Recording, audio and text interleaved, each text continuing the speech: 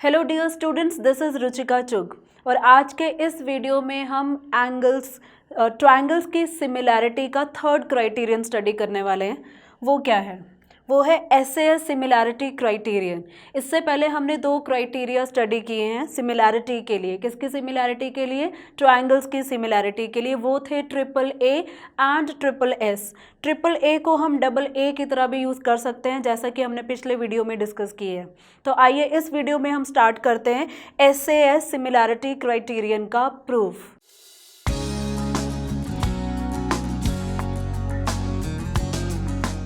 तो इसके अकॉर्डिंगली हमारी स्टेटमेंट क्या है? स्टेटमेंट की बात करें तो यहाँ पर बात हो रही है if one angle of a triangle is equal to one angle of the other triangle. दोनों ट्राइंगल में सिर्फ एक एंगल्स की इक्वालिटी की बात हुई है। साथ के साथ ये बात हुई है and the sides including these angles. ऐसी दो साइड्स लेंगे जो इन एंगल्स को इंक्लूड करेंगे। इंक्लूड का मीनिंग तो आपको मालूम होगा। अगर मैं दो ट्राइंगल यहाँ पर ले लेती हूँ, triangle ABC and triangle DEF, तो इस स्टेटमेंट के अकॉर्डिंगली गिवन क्या है? गिवन ये है कि दो triangle ABC and triangle DEF इस तरह से है कि दोनों ट्राइंगल के एक एंगल इक्वल है। तो फर्स्ट ट्राइंगल का एंगल A ले लिया, सेकंड ट्राइंगल का एंगल D ले लिया, मतलब एक एंगल की इक्वालिटी हमें यहाँ पे स्टेटमेंट के अकॉर्डिंगली गिवन है। और दो साइड्स, कौन सी दो sides? And the side including these angle. इस एंगल, ये जो दोनों एंगल्स है, इसको इंक्लूड करने वाली साइड की यहाँ बात हो रही है। अगर मैं एंगल A ले रही हूँ तो इस एंगल को इंक्लूड कौन कर रहा है? इंक्लूड का मतलब ये किस दो साइड्स के बीच में आ रहा है? ये बीच में आ रहा है AB एंड AC, और इधर एंगल D बीच में आ रहा है DE एंड DF। तो एंगल A इंक्लूड कर रहा है ABAC को, और एंगल D इंक्लूड हो रहा है, किससे हो रहा है? DE एंड DF से। तो इन इंक्लूडिंग साइड्स की क्या बात हो रही है? इन इंक्लूडिंग साइड्स की ये बात हो रही है कि ये प्रोपोर्शनल है, मतलब कि ये सेम रेशो में है। अगर ऐसा हो जाता है तो हमें प्रूव करना दोनों ट्राइंगल्स क्या हैं? सिमिलर है। इसका नाम SAS क्यों रखा गया? क्योंकि दो साइड्स के बीच में एंगल लाई करना चाहिए, इसलिए इसका नाम है SAS। तो गिवन आपको यहाँ समझ में आ चुका है। अब हम बात करते हैं टू प्रूफ की। तो टू प्रूफ हमारा सिंपल है। यहाँ पर हमें सिर्फ प्रूव करना है कि दोनों ट्राइंगल सिमिलर होनी चाहिए। कब सिमिलर होनी चाहिए? जब एक एंगल और उनको इंक्लूड करने वाली साइड्स रेशो में, सेम रेशो में आ जाती है। तो चलिए हम प्रूव करते हैं। प्रूव करने से पहले हम एक छोटी सी कंस्ट्रक्शन लेंगे।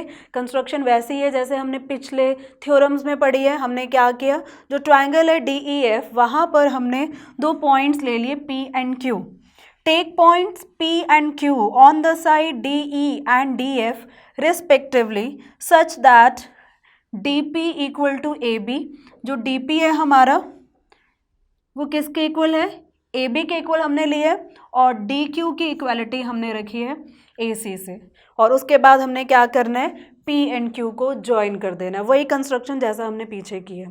तो अब स्टार्ट करते हैं इसका प्रूफ। तो दोनों ट्राइंगल में कंस्ट्रक्शन के बाद आपको दिख रहा है प्रूफ की अगर हम बात करें तो सबसे पहले यहाँ पर बात होगी गिवन चीज़ की। गिवन हमें क्या है? हमें एंगल A और D की इक्वालिटी गिवन है, साथ के साथ इन दोनों एंगल्स को इंक्लूड करने वाले साइड्स के रेशो में सेम, रेशो जो है दोनों के सेम है। सेम होने का मतलब AB by DP equal to AC by PQ। यहाँ पर आप देख सकते हैं AB by DE equal to AC by DF। Angle की बात नहीं हुई है, वो हम बाद में करेंगे। हमने साइड जो है इक्वल रेशो के बाद यहाँ से स्टार्ट किया है, और यहाँ पर हम रीज़न लिख रहे हैं गिवन। अब रीज़न की बात करें, गिवन हमने यहाँ दे दिया। अगले स्टेप में अगर आप देखो तो AB को रिप्लेस कर दिया गया है DP के साथ, और AC को रिप्लेस कर दिए DQ के साथ। अब तो रीज़न आपको समझ में आ गया होगा। AB को DP से क्यों रिप्लेस किया? क्योंकि हमने कंस्ट्रक्शन में उनकी इक्वालिटी ली है। और AC को D क्यों किया? वो भी हमने कंस्ट्रक्शन में इक्वालिटी ली है। तो ओवरऑल देखा जाए तो हमारा अब ये नया रेशो आ चुका है। जितने भी सिमिलैरिटी क्राइटेरिया है हमारे, हम ट्राई करते हैं वहाँ पे बेसिक प्रोपोर्शनैलिटी थ्योरम लगे या converse of basic proportionality theorem लगे। उन दोनों थ्योरम्स के अकॉर्डिंगली हमारी लाइंस पैरेलल ली जाती है जब हमारी जो साइड्स हैं वो रेशो में डिवाइड होती हैं, और वो जो रेशो है वो प्रोपोर्शनल है, सेम होने चाहिए। वहाँ पर हम बात करते हैं पोर्शन की, DP, PE, DQ, QF। तो अगर यहाँ देखा जाए DP तो हमारे पास है बट उसके बाद डी ई है जो कि फुल है, हमें डी ई नहीं पी ई चाहिए, पोर्शन ऑफ द लाइन चाहिए। डी क्यू तो चलो ओके है, चलेगा पीपीटी लगाने के लिए, बट डी एफ हमें नहीं चाहिए, हमें क्यू एफ चाहिए।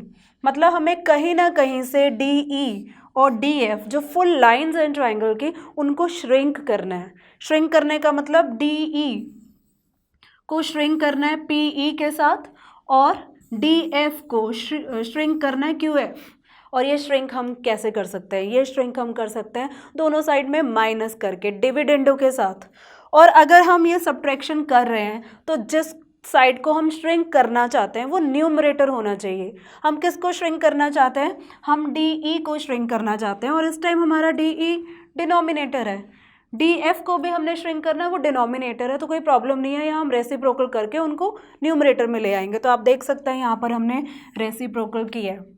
अब आपको यहाँ समझ में आ गया होगा रेसिप्रोकल क्यों किया है, क्योंकि जो साइड्स आपके फुल हैं उनको श्रिंक अगर आपने करना है तो डिनोमिनेटर में नहीं न्यूमरेटर में होनी चाहिए। और अगर ये न्यूमरेटर में आ गई हैं तो उसके बाद क्या करना है? दोनों साइड्स पे हमें -1 करना है by subtracting 1 from both of the sides. तो हमें क्या मिलेगा? D E by D P था, D E by D P था, -1 कर दिया हमने। D F by D Q था, यहाँ पर भी हमने -1 कर दिया। एलसीएम से सॉल्व करेंगे तो नीचे डी पी, इधर नीचे डी क्यू रहेगा, ऊपर क्या होगा? D E minus D P और D F minus D Q. और अगर फिगर में देखें D E minus D P क्या है? डी ई फुल लाइन है, इसमें से अगर मैं डी पी सब्ट्रैक्ट कर दूं तो क्या मिलेगा? हमें मिलेगा पी ई, जो कि आपको दिख रहा है यहाँ पर। D F minus D Q अगर हम करें, डी एफ फुल है, इसमें से अगर मैं डी क्यू को निकाल दूं तो हमें क्या मिलेगा? हमें मिलेगा क्यू एफ, जो कि आपको दिख रहा है यहाँ पे क्यू एफ। तो यहाँ पर हमारे पास अब जो रेशो आ चुके हैं आप देख सकते हैं वो है पी ई हमारा पोर्शन एंड डी पी वो भी पोर्शन, क्यू एफ ये भी पोर्शन एंड डी क्यू वो भी पोर्शन। ये चारों पोर्शन में आ चुके हैं। बट हमें क्या करना है? डी पी ऊपर चाहिए और डी क्यू भी ऊपर चाहिए। तो ऊपर ले जाने के लिए फिर से हम क्या करेंगे? रेसिप्रोकल करेंगे। यहाँ हमने रेसिप्रोकल कर दिया, जहाँ पे हमें क्या दिख रहा है? D P by P E equal to D Q by Q F. D P upon P E equal है D Q by Q F. तो दो साइड्स हमारी प्रोपोर्शन में हैं।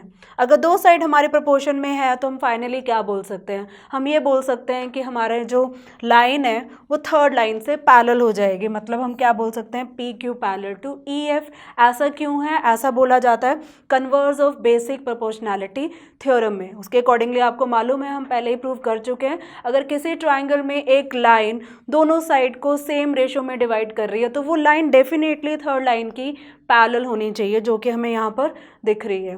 तो यहाँ तक हमने क्या प्रूव किया? यहाँ तक हम ये प्रूव कर चुके हैं कि P Q parallel to E F है by the theorem of converse of basic proportionality theorem. आगे बढ़ते हैं। हमारी लास्ट लाइन क्या थी? हमारी लास्ट लाइन थी, हमने प्रूव किया P Q parallel to E F. अगर दो लाइन पैरेलल होती हैं तो उसके एंगल्स में जो रिलेशन बनता है उसकी हम बात करें, जहाँ पर बात कर रहे हैं हम कॉरस्पॉन्डिंग एंगल्स की। इन दोनों लाइन को हम प्रूव कर चुके हैं पैरेलल, जिससे हम क्या बोल सकते हैं? Angle P equal to angle E हो जाएगा, angle Q equal to angle F हो जाएगा, जिसका रीज़न क्या है? Corresponding angles. अब इन दोनों एंगल को ध्यान से देखो, P and E, P D P Q का पार्ट है और E डी ई एफ का पार्ट है। Q की बात करें वो डी पी क्यू का पार्ट है और F डी ई एफ का पार्ट है। मतलब दो ट्राइंगल हमें यहाँ पे मिल रही है, एक ट्राइंगल है डी पी क्यू, एक ट्राइंगल है डी ई एफ। दोनों ट्राइंगल के दो दो कॉरस्पॉन्डिंग एंगल्स की इक्वालिटी हमने दिखा दी है। थर्ड को देखने की ज़रूरत नहीं, अंडरस्टूड है, वो भी इक्वल होगा। और वैसे भी हमें मालूम है दोनों का तो एंगल डी कॉमन ही है, वो तो इक्वल होना ही चाहिए। यहाँ पर हम क्लियरली बोल सकते हैं कि ये दोनों ट्राइंगल्स, कौन से दोनों triangles? Triangle D P Q and D E F. आप यहाँ पर देख सकते हो triangle D P Q and D E F consider हो जाएंगी डबल ए क्राइटेरियन के हिसाब से सिमिलर। और अगर दो ट्राइंगल सिमिलर होती है तो उसका आउटकम हम क्या लेते हैं? उसके आउटकम को हम बाद में डिस्कस करते हैं। एक चीज़ यहाँ पर और डिस्कस हो रही है, हम यहाँ पे दो ट्राइंगल और ले रहे हैं। वो ट्राइंगल कौन से ले रहे हैं? Triangle A B C and D P Q. ये डिस्कशन हमने यहाँ रोक दी, तो यहाँ पर हम इक्वेशन 1 दिखा सकते हैं। अब triangle A B C and D P Q की अगर हम बात करें, angle A equal to angle D, क्यों? क्योंकि ये तो हमें गिवन था। A B equal to D P, ऐसा क्यों? क्योंकि हमने ऐसा कंस्ट्रक्ट किया था। A C equal to D Q, ऐसा क्यों? क्योंकि हमने ये भी कंस्ट्रक्ट किया था। तो ये दोनों लाइन कंस्ट्रक्शन के अकॉर्डिंगली और ये लाइन गिवन के अकॉर्डिंगली, तो दोनों ट्राइंगल में हमारा एस ए एस के अकॉर्डिंगली क्या हो रहा है, दोनों ट्राइंगल में कॉन्ग्रुएंसी बन रही है। तो यहाँ पे कॉन्ग्रुएंसी दिखाई है, जिसका मतलब क्या है, triangle A B C is congruent to triangle D P Q. इसको हमने यहाँ पे इक्वेशन 2 ले लिया। अब दोनों इक्वेशन को ध्यान से देखते हैं। इक्वेशन 1 कह रही है D P Q is similar to D E F, और इक्वेशन 2 कह रही है A B C is congruent to D P Q. जहाँ पर हमारी कॉन्ग्रुएंसी की बात होती है दोनों ट्राइंगल्स की, वो दोनों ट्राइंगल कहीं पर भी रिप्लेस हो सकते हैं, इस चीज़ का ध्यान रखना। मतलब A B C triangle D P Q के साथ कभी भी रिप्लेस हो सकता है। और यहाँ पर आपको दिख रहा है डी पी क्यू सिमिलर है डी ई एफ, लेकिन D P Q A B के साथ कॉन्ग्रुएंट है। तो जहाँ जहाँ आपको डी पी क्यू मिलता है वहाँ वहाँ आप triangle A B C use कर सकते हैं, क्योंकि दोनों कॉन्ग्रुएंट हो चुके हैं। अब यहाँ देखो डी पी क्यू है, तो मैं डी पी क्यू को यहाँ हटा के क्या लिख सकती हूँ, मैं यहाँ लिख सकती हूँ ट्राइंगल ए बी सी। क्यों? क्योंकि ये दोनों कॉन्ग्रुएंट है। तो इक्वेशन 1 एंड 2 क्या कहती है? इक्वेशन 1 एंड 2 ये कहती है कि जहाँ डी पी क्यू है वहाँ उठा के ए बी सी रख दो। तो क्या होगा अगर मैंने ए बी सी रख दिया? Equation 1 and 2 we are comparing and what are we getting? We are getting triangle A B C is similar to triangle D E F, और यही हमने प्रूव करना है। तो यहाँ पर हम बोल सकते हैं कि हमारे दोनों ट्राइंगल सिमिलर प्रूव हो चुकी है, और यहाँ पे मैं बोलना चाहूँगी the theorem is proved, hence proved.